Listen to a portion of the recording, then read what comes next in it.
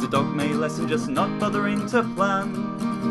That's a question for TEFLologists. When I read this book, is it better to skim or scan? That's a question for TEFLologists. Can you be a good teacher if you have a CELTA? Or should you invest in an MA or a Delta?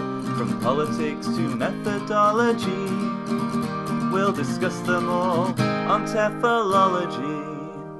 Welcome to the special interview edition of TEFLology. Our interviewee today is Professor Nina Spada from the University of Toronto. Earlier this year, Matt and Rob caught up with Professor Nina Spada at JALT 2014 conference in Japan. Dr. Spada is a leading international expert on the role of instruction in second language acquisition. At the conference, Matt and Rob spoke to Nina Spada about two presentations she was giving at the conference.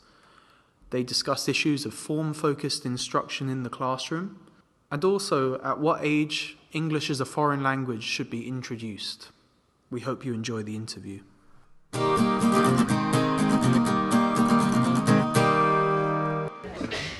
So we're sitting here with Nina Spada, who we're very, very happy and grateful to have talking to us. We're at the JALT 2014 convention, and we'll go straight into our first question.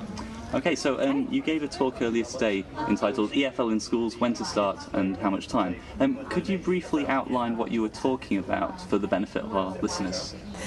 Yes, well, what I was talking about, I was really talking about sort of two themes, one being when's the best time to start to learn a second or foreign language, and the other was how can we best organize the instructional time for that. The first part really reviewed some of the research that exists on the comparing early and late starters and what the benefits are for both groups. And the research that's been done in the naturalistic setting, that is outside the classroom setting, so work that's been done to compare younger and older learners in the naturalistic setting, almost always comes out with an advantage for younger learners. And that's the research that basically all of the earlier is better statements and that exist in the ether of our world. Earlier is better. That's the best time to start. Don't wait.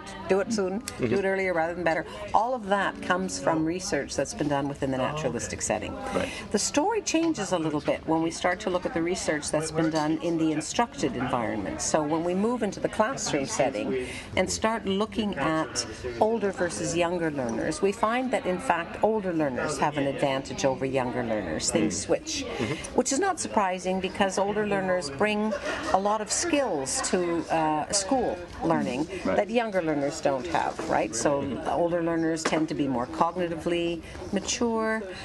Certainly they bring more literacy skills with them, more metalinguistic ability, a whole range of cognitive abilities and linguistic abilities that enable them to do well in schools.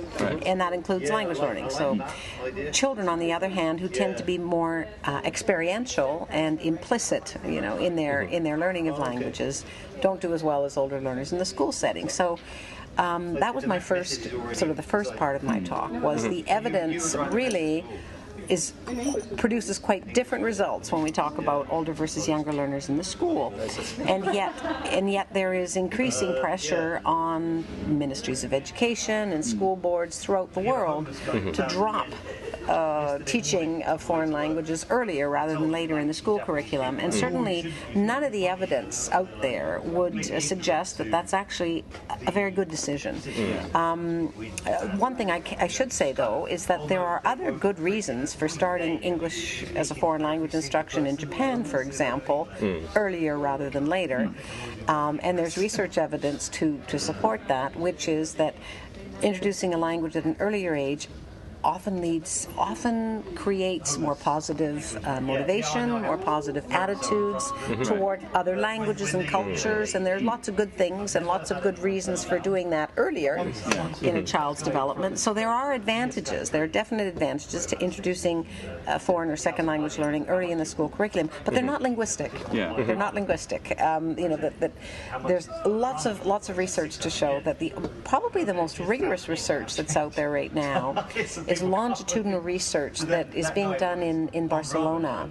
Carmen Munoz and her colleagues have carried out longitudinal research over 7, 8, 9 years where they've been tracking older learners and comparing them with sort of early starters versus late starters. In her case, they are looking at 8-year-olds. I think, most of the participants that they have fall into the age group of 8 years versus 11 and 12-year-olds. And so starting at 8 versus starting at 11 and 12. They also have younger learners than 8 in their research too, but the largest groups that they're able to make comparisons between are in the 8-year versus 11 and 12 years. And they've tracked these learners over many, many years, and they're finding that the older learners are outperforming the younger learners on all of the different tests that they give them. And that includes pronunciation, receptive production, written tasks, a variety of writing tasks, oral production tasks.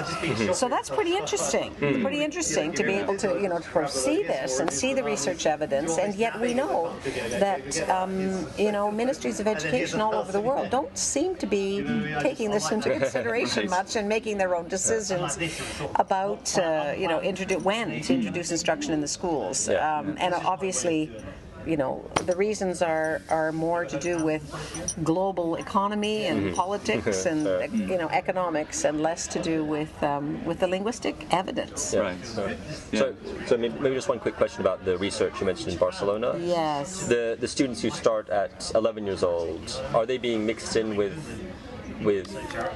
students who started earlier, or? Well, they're trying actually. Some of the comparisons are pure. In other words, no, they're a separate group, right? They've looked at learners who are clear late starters. Some of them do involve mixtures of learners, but the overall findings, provide more support for older learners. Something else I wanted to mention. Can't think of it now. That's fine. Yeah. Right. And so I guess you would consider moves to introduce languages at younger ages in countries such as Japan and the UK recently. There have been moves to do that. So, for example, in primary schools, would you regard those as being positive moves? I don't think that it's absolutely essential to do that. I don't think there's so many reasons, that one very pragmatic reasons that one could use to argue against that, particularly if one thinks about the situation here in Japan specifically, where moving language instruction down a few years in a curriculum, it takes a tremendous amount of resources, not only in terms of obviously money to support programs, but training teachers, educating teachers, even finding teachers who have the kind of training that they need to be able to provide English language instruction earlier. There's a huge domino effect that happens when ministries of education, in their wisdom, decide to make this kind of move. I would say, and this was the second part of my presentation today, was, age is a factor. Clearly, it's a factor. But if you're only limiting the instruction to a few hours a week, if you're dealing with minimal exposure to the language, which is essentially which most students who are learning languages in schools have, then the argument for dropping it down in terms of age in the curriculum doesn't make any sense to me. Right. It makes more sense to do other things. And the second part of the presentation that I gave today was really about intensifying and increasing the time and concentrating the time for instruction that may actually produce more beneficial results if you do that a little bit later. So, for example, I referred to some of the research that I've done with my colleague Patsy Lightbound in Canadian programs where the changes have been made to intensify the time that learners have. So in other words, instead of providing learners with what's referred to as drip feed instruction, 40 minutes a day, an hour a day throughout the school week, efforts have been made to intensify the instruction so that learners are given 5 hours. In fact, in the particular case that we were working, the particular context in which we were doing our research, learners were getting 5 hours a day, 5 days a week, 5 months of the school year. Right. So this was incredibly intensive. Yeah. It was a one-shot deal, which was the other interesting thing, where learners were getting intensive instruction at grade 5 or grade 6. And we were able to compare those learners with learners who were in the regular drip feed program, so learners who were receiving basically 20 minutes a day, 30 minutes a day. And not surprisingly, when we compared those learners, we found that the learners in the intensive program did much better. Not surprising. Big surprise. I mean, it would have been a terrible surprise if they had not been doing better. The more interesting comparison was to look at learners who had received the same amount of instruction over a longer period of time and compared them with those learners who had that instruction intensified. That was the more reasonable comparison, the more interesting comparison. And indeed, when we made that comparison, we found that learners who had their instruction intensified did much better than learners who had the same amount of instruction stretched over 9 years of their education. So learners who were in grade 9, their English language abilities were not as good as the learners who were in grade 5 and 6, who had their instruction intensified. And in fact, we even did a follow-up study where we looked at these learners 5 years after the fact. Learners in the intensive programs, as I said, it was just a one-shot deal. So they got this intensified instruction, and then after that, they actually continued their regular instruction. So they had to go back to essentially drip feed instruction after this intensified period. Actually, many school boards created special programs for post-intensive learners to accommodate them. But when we did a comparison study, we tracked down learners 5 years later. So we tracked down post-intensive learners and learners who just did the regular drip feed instruction. 5 years later, we brought them together just to see whether the intensive instruction that they had received at either in grade 5 or grade 6 had stayed with them. Were they still evidencing benefits over learners who had received the regular instruction 5 years down the road?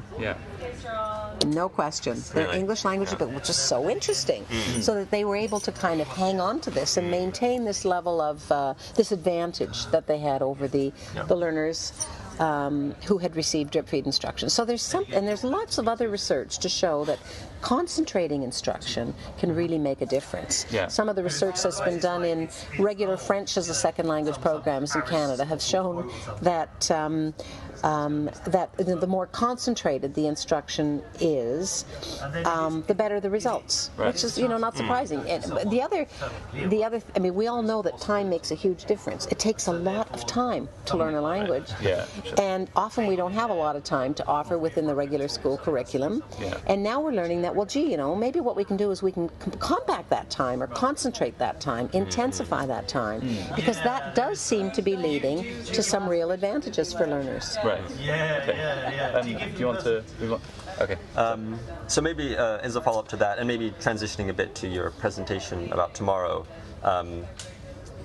So just in terms of these research, I think you wrote recently about the need for different ways of assessing learners, or not assessing that way, but for this kind of research to compare different types of instruction, for example.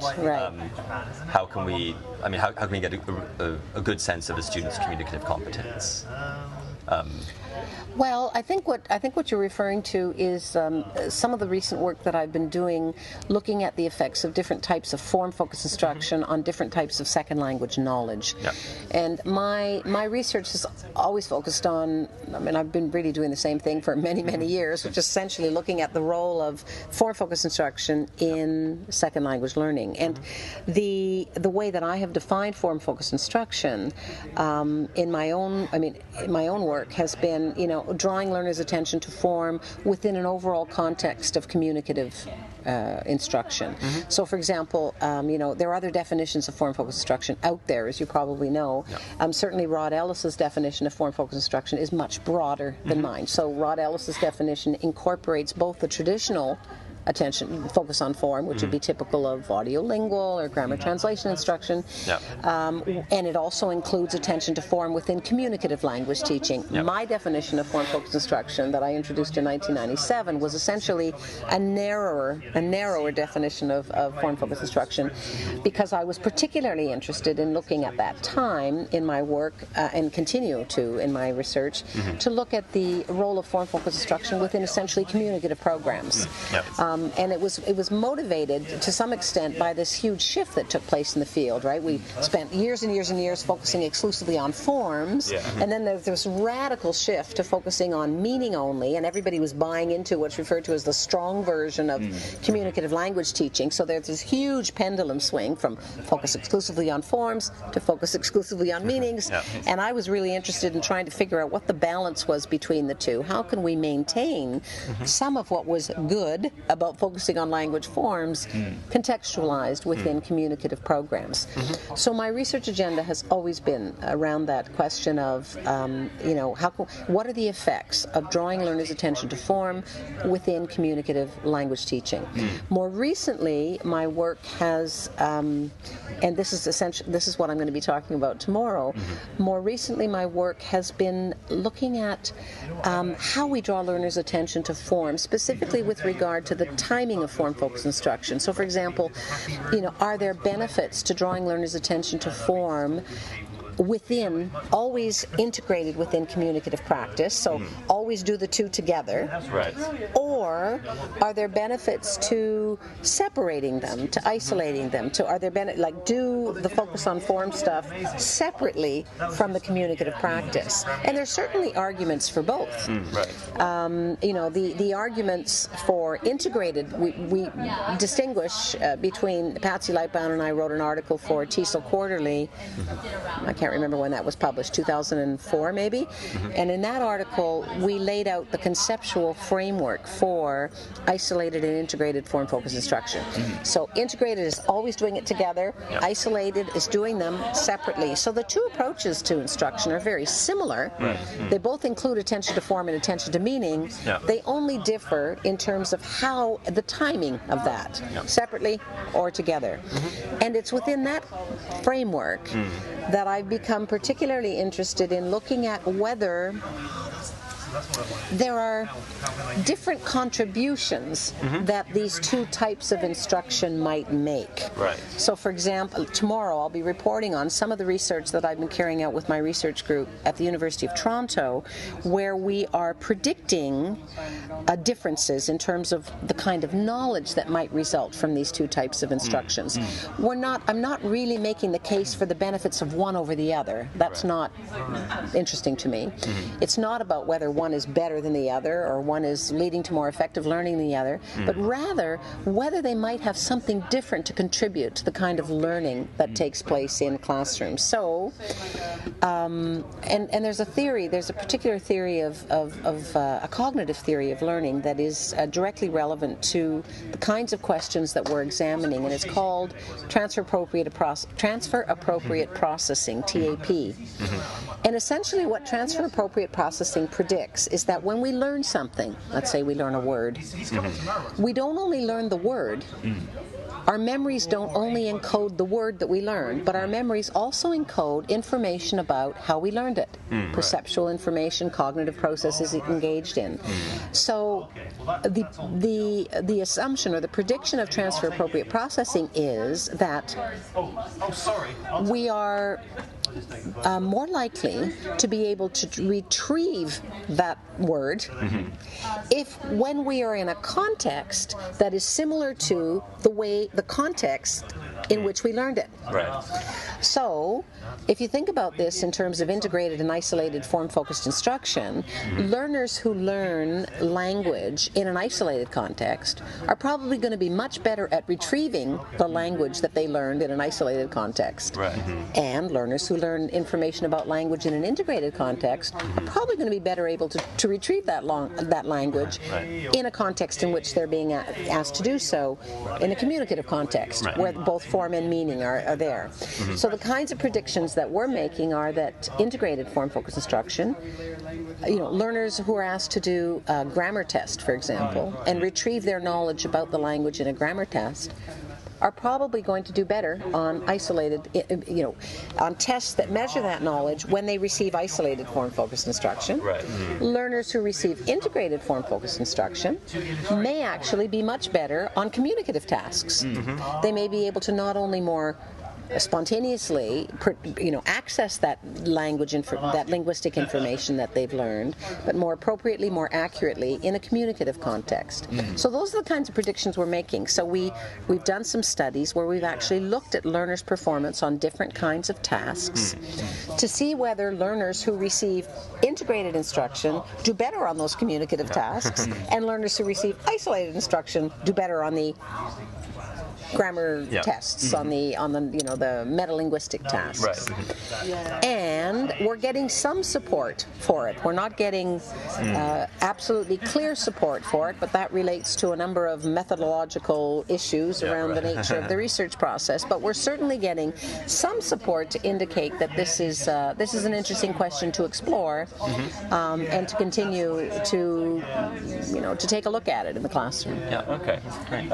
Is there a way, so for learners who've received a form of instruction which is more appropriate for grammar tests, right? How can they move that linguistic knowledge across into more communicative context? Well, that's a challenge, isn't it? That's really the challenge. But remember, though, that learners who are receiving isolated FFI, that doesn't mean that they're not getting any communication. Right? I mean, isolated FFI does not refer to the old traditional structure-based approaches. Learners who are getting isolated FFI are only getting their language attention to form separately from communicative practice. They're still getting the communicative practice. And so it's not as if they're being denied one of these. Both types of instruction provide both types of practice. And learners in both classrooms, in both types of instruction, are benefiting from both types. We're just predicting that that they may have certain advantages that are greater on certain kinds of measures than others. It doesn't mean that the learners in receiving isolated instruction are not doing well on the communicative measures, but just that their advantages are seen more on the isolated measures, on the tests to measure those. But they're not being disadvantaged in terms of not receiving the opportunity to focus on communication as well. So that's really important to mention. Okay, so I guess it comes down to what their goals are for learning. Yeah.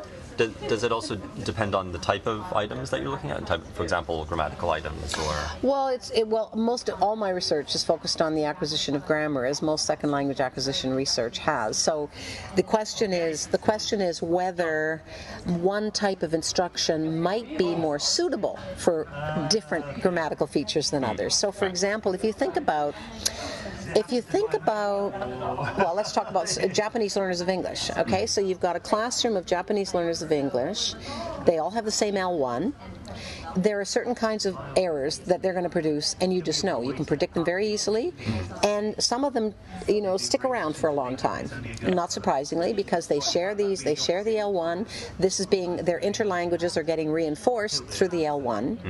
So when you look at those kinds of errors, those kinds of problems that Japanese L2ers of English might have, you think, well, okay, so the kinds of errors that are persistent and that might be related to their first language, maybe those are precisely the kinds of grammar features that isolated form-focused instruction will work for, because they're not going to notice it in the input.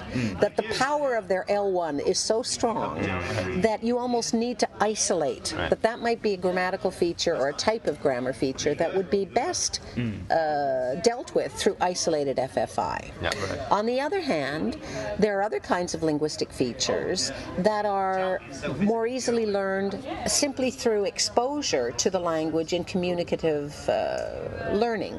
So, for example, one example of that might be, let's see, if we're thinking about Japanese learners, well, let's not think about Japanese learners particularly with regard to this, but there may be certain features of the language that are salient.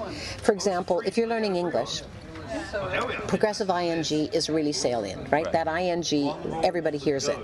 You don't hear the third person s in the present simple tense. It's not salient, but the ing is salient. You may not need to isolate that. That particular feature may be learned just fine through focusing on form within communicative contexts.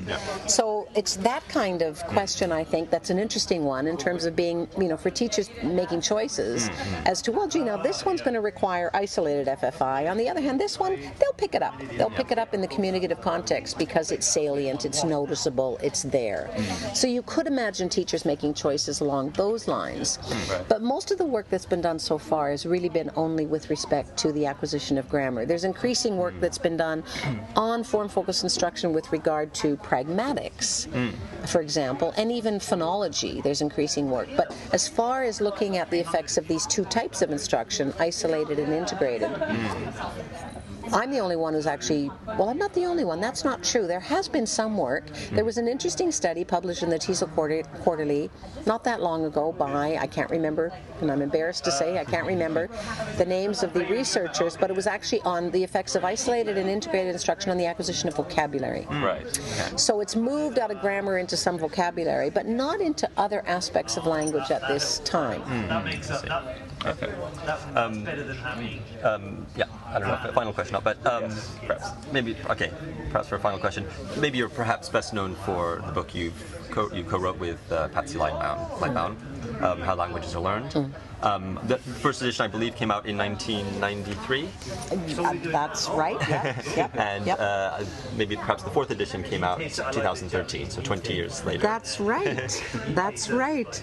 Maybe a final question, just wondering the biggest changes that you've noticed in that time period in the field of SLA. Yeah, it's interesting actually, because we've that's a good chunk of time, and every time that we produce a new edition of the book, we really have to get rid of we don't want the book to get too big, right? So we have to get rid of material and update it. And I think that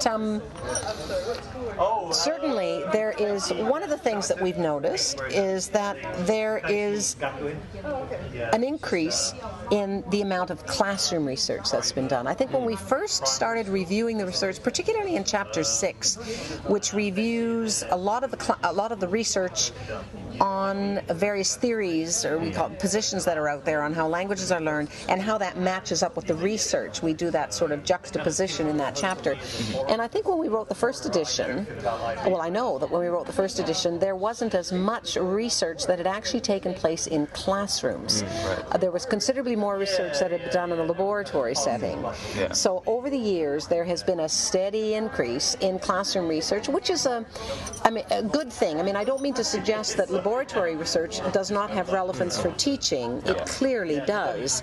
But research that's done in classrooms has much more ecological validity for teachers, because it has taken place in classroom with real learners and real teachers, and it's not a lab. So the kinds of results that come out of those studies, I think, resonate more with the teacher reader. That would certainly be one of the changes that we've seen. There's also been tremendous changes that have taken place theoretically, right? I mean, over the years, a lot of the work that had been done in sort of more recent associative learning, emergentism, connectionist learning, a lot more sort of contemporary work that's going on within cognitively based approaches to second language learning. Those particular theoretical frameworks are certainly featured more in our recent version, and also sociocultural approaches. Sociocultural approaches to language learning have evolved in ways that are contributing quite directly to research on second language learning and teaching in classroom settings. So there's more discussion and more interpretation of some of the research within a more socio-cultural framework. Right. Yep. So those would be two examples. Great. Thank you very much. Okay. Well, thank you very much for your time. It's been very interesting, very enlightening. Well, you're welcome. Thank you for inviting me. It's been my pleasure, and good luck with your work. Thank you very much. Thank you very much. Thanks.